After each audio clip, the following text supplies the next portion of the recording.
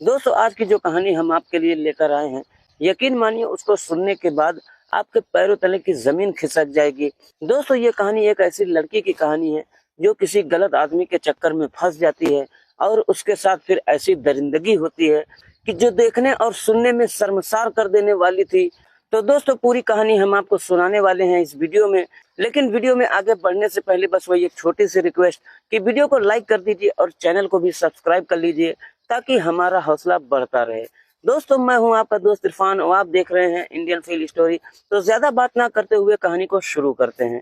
दोस्तों इस कहानी की शुरुआत होती है उत्तराखंड की राजधानी देहरादून से, जहां पर एक लड़की देहरादून के बस स्टैंड पर चुपचाप खड़ी होती है और वह बहुत ही ज्यादा डरी और सहमी हुई होती है। इधर उधर देखती रहती है। वह खास तौर पर एक तरफ ज्यादा देख रही थी और उसी तरफ एक ऐसा व्यक्ति था जो उसको बार बार घूर रहा था और वह उसी की तरफ टहल रहा था। और तभी देहरादून बस स्टैंड पर जो सिक्योरिटी गार्ड काम कर रहा होता है उसकी नजर उस लड़की पर पड़ती है।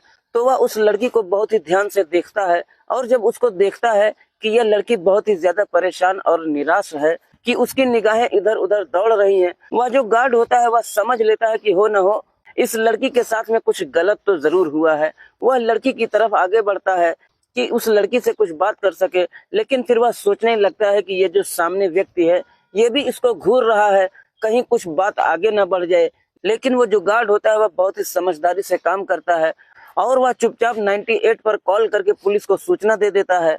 और थोड़ी देर के बाद वहां पर पुलिस आ जाती है, उस लड़की को उठाकर ले जाती है और उससे पूछताछ की जाती है। लेकिन उस लड़की की हालत ऐसी नहीं थी कि वह कुछ बता सके। दोस्तों वो जो लड़की थी बहुत ही ज्यादा डरी और सहमी हुई थी और जब वहां पर महिला पुलिस उससे पूछताछ कर रही होती है तो वह सिर्फ इतना बता पाती है कि मुझे बहुत जोरों की भूख लगी है। उसके बाद उस लड़की को भरपेट भोजन कराया जाता है और थोड़ी देर के बाद आधे से 1 घंटा जब वह थोड़ा आराम कर लेती है तो महिला पुलिसकर्मी फिर उसके पास पहुंचती है और उसको प्यार से बहला फुसला कर उससे पूछती है कि उसका डर थोड़ा खत्म हो जाए।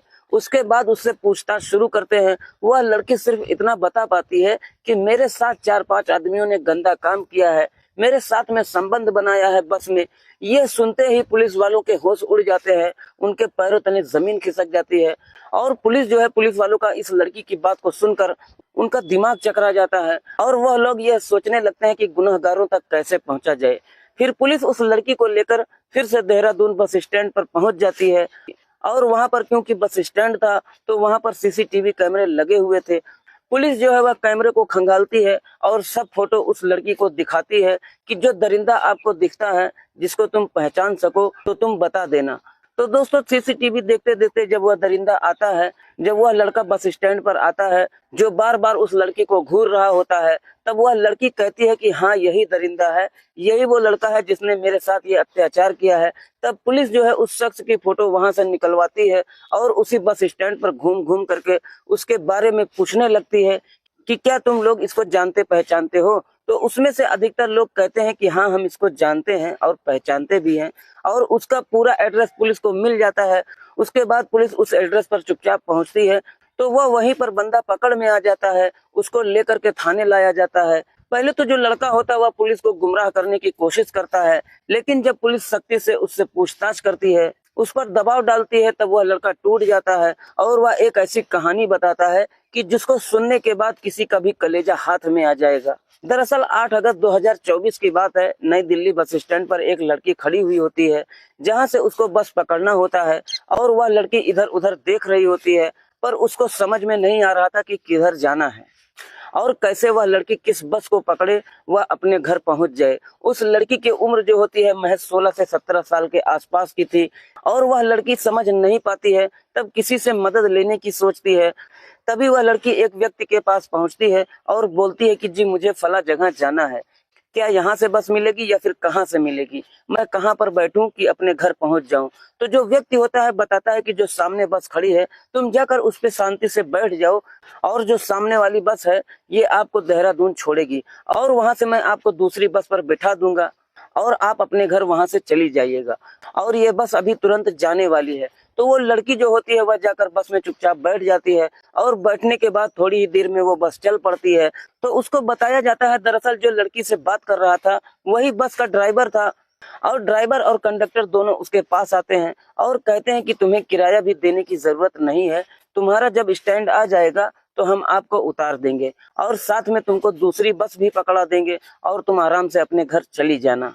दोस्तों लगभग 8 से 8:30 बजे के दौरान देहरादून बस पहुंच जाती है और वहां पर बस पहुंचने के बाद सारे यात्री बस से उतर जाते हैं। फिर यह ड्राइवर और कंडक्टर उस लड़की के पास जाते हैं और कहते हैं कि चलो हम तुम्हें दूसरी बस अभी आने वाली है उस पर बिठा देंगे। और ड्राइवर कंडक्टर दोनों उससे कहते हैं कि बस में तुम थोड़ा सा आराम करो, जब बस आ जाएगी तो हम तुमको बुला लेंगे। दोस्तों वह लड़की बस में बैठी रहती है और उसके बाद वह दोनों थोड़ी देर के बाद बस में चढ़ने के बाद उस लड़की को पीछे वाली सीट पर ले जाते हैं और उससे छेड़खानी करने लगते हैं, उसको नोचने घसीटने लगते हैं।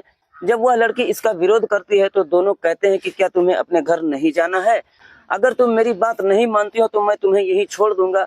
तो उस लड़की का मानसिक संतुलन सही नहीं होता है और वह चुपचाप हो जाती है और उसके बाद दोनों उसके कपड़े उतारते हैं और दोनों उसके साथ रेप करने लगते हैं। रेप करते करते बीच में वह लड़की जब चिल्ला रही थी तो पास वाली बस भी जो पास में खड़ी थी उसमें भी ड्राइवर और कंडक्टर दोनों उस गाड़ी में बैठे हुए थे। उनको जब यह आवाज सुनाई देती है तो भागकर वो दोनों इस बस में आते हैं और जो घिनौना कांड हो रहा था उसको देखते हैं। तो वो भी कहते हैं कि हमें भी यह सब करना है। तो उसमें से एक कहता है कि ठीक है करो, मैं जाकर जो पैसे कलेक्ट हुए हैं ये जा करके कैशियर साहब को यहाँ जमा कर देता हूँ, उसके बाद फिर आते हैं, फिर मैं इसके साथ काम करता हूँ, तब तक तुम लोग इसके साथ में मजे करो। इधर जो व्यक्ति होते हैं उस लड़की के साथ में रेप करते रहते हैं। वह चिल्लाने की कोशिश करती है पर उसका मुंह दबा दिया जाता है। बार बार यही सब बस में चल रहा होता है। उधर वह व्यक्ति कैशियर के पास पहुंचता है और कैश को जमा करता है तो कैशियर उससे पूछता है कि तुम्हारी बस आए हुए तो काफी टाइम हो गया है, तुम अभी तक कहाँ थे। दोस्तों तभी दोनों में बातचीत हो रही थी, तब वह बताता है कि साहब बस में एक लड़की है और अगर आपको भी कुछ मजे लेना है तो चलिए। दोस्तों वह व्यक्ति तुरंत इस बात को सुनकर खड़ा होता है और आकर के उसी बस में चढ़ जाता है और पांचों मिल करके उस लड़की के साथ में हैवानियत की सारी हदें पार कर देते हैं। और जब उनकी सबकी इच्छा पूरी हो जाती है तो वह उस लड़की को छोड़ देते हैं और बता देते हैं कि तुम यहाँ से अब चली जाओ अपने घर।